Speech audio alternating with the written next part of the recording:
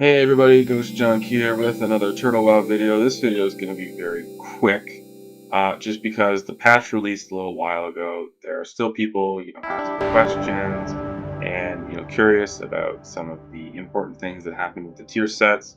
And this will just be a very quick video answering that. So if you're ever confused, or if you are a new player, or if you just forget, that does happen.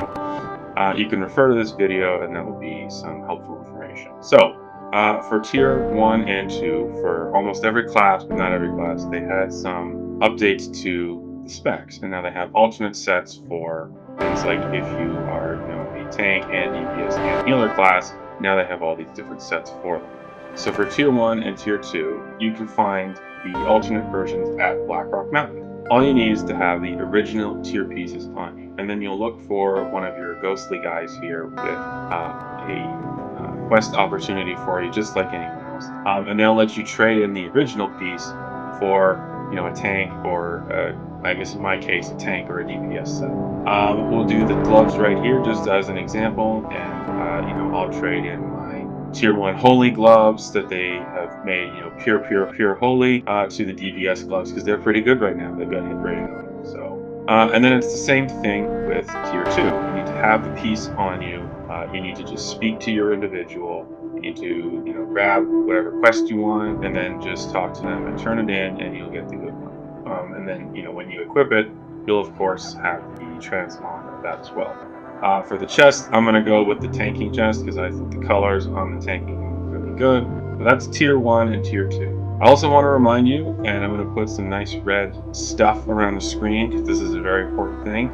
This is permanent. You cannot trade this back for a different piece. When you do this, this is permanent.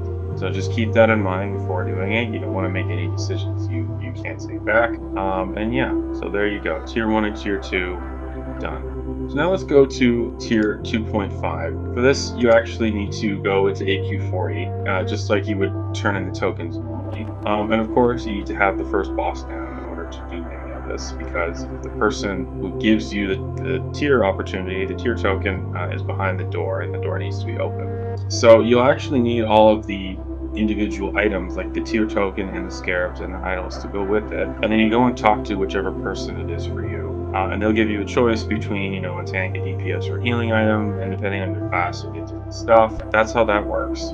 You just need all the actual items, and then you're set. And then last, but certainly not least, is Tier 3. So Tier 3 is the same kind of situation. You need to have the tier token on you, you need to have all of the items that you require. So in this case, you would need Arcanite, and you would need plate scraps, and you would need rugged cured hide, and all the other materials you need to turn in these quests. And they're repeatable, and they just give you a choice between, tank, DPS, or healing item. There's one other vendor that we're going to talk about who's also very important. This is a gentleman in Ratchet. His name is Fee Rhoda, and he's the quest reward swapper. Now, this is your only way sort of around some of the permanence of the tier token turn-ins.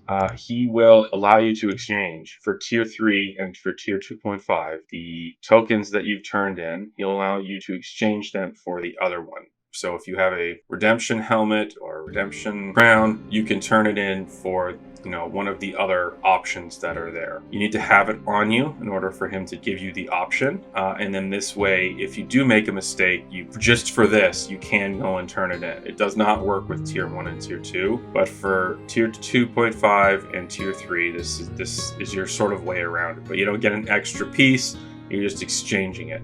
The other important thing with this individual is he will allow you to also exchange quest rewards from other quests, such as Cthulhu, Solnius, the Zandalar tribe. They will allow you to get the other piece of gear from the quest reward, which is a pretty big deal because those were meant to feel very permanent, and now they're not.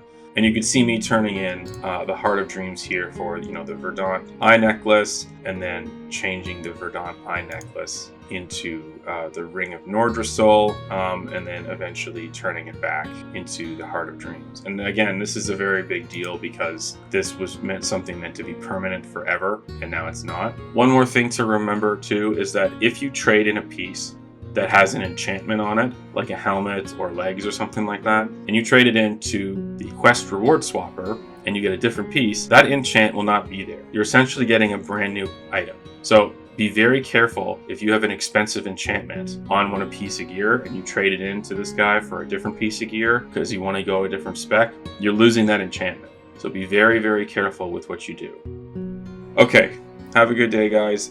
Sorry this was a quick video, but I'm working on another one and I'm hoping to get that out sooner than later. But I did want to just make this and kind of throw it out there and let everybody know. Hopefully this makes people's lives just a little bit easier in Eternal WoW. Later.